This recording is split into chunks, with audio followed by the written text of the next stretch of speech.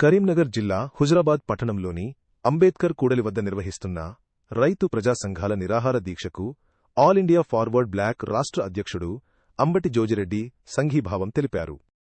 ఈ సందర్భంగా ఆయన మాట్లాడుతూ రైతుల ప్రభుత్వాలు అని చెప్పుకుంటున్న కేంద్ర రాష్ట్ర ప్రభుత్వాలు రైతులను ఆదుకోవడంలో విఫలమయ్యాయని అన్నారు. రైతులకు ఇచ్చిన హామీలను నెరవేర్చకుండా కాలయాపన చేస్తూ పబ్బం గడుపుకుంటున్నాయని విమర్శించారు. రైతు భరోసా, యూరియా గిట్టుబాటు ధరపై విమర్శలు. రైతు భరోసా యూరియా సరఫరా పంటలకు గిట్టుబాటు ధర బోనస్ కల్పించడంలో కేంద్ర రాష్ట్ర ప్రభుత్వాలు పూర్తిగా విఫలమయ్యాయని తెలిపారు. ప్రభుత్వాల నిర్లక్ష్యాన్ని ఎదుర్కోవాలంటే రైతులందరూ ఏకమై పోరాటం చేయాల్సిన అవసరం ఉందని ఆయన పిలుపునిచ్చారు.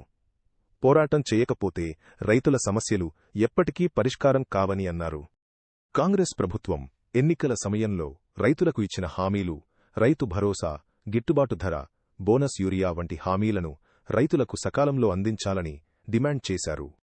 లేని పక్షంలో రైతు సంఘాలతో కలిసి అసెంబ్లీని ముట్టడించే కార్యక్రమం చేపడతామని అంబటి జోజిరెడ్డి హెచ్చరించారు.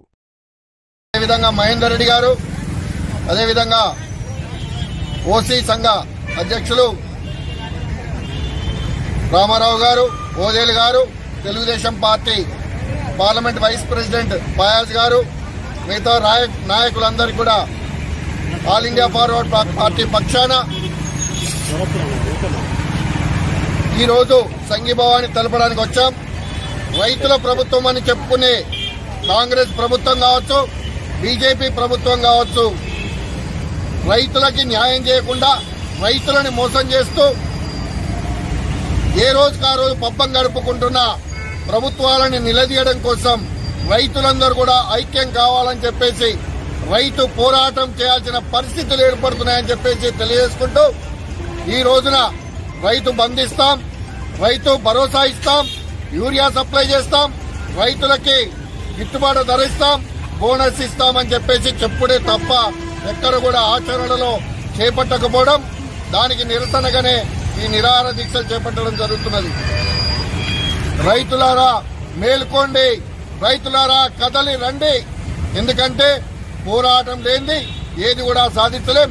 ఆ రోజున నేతాజీ సుభాష్ చంద్రబోస్ గారు రక్తం ఇవ్వండి స్వతంత్రాన్ని తెచ్చిస్తా అని చెప్పేసి బ్రిటిష్ వారిని ఏ విధంగా అయితే పారదోలిండో, ఈరోజు రైతులందరూ ఏకమై పోరాటం చేస్తే తప్ప మనం సాధించలేము.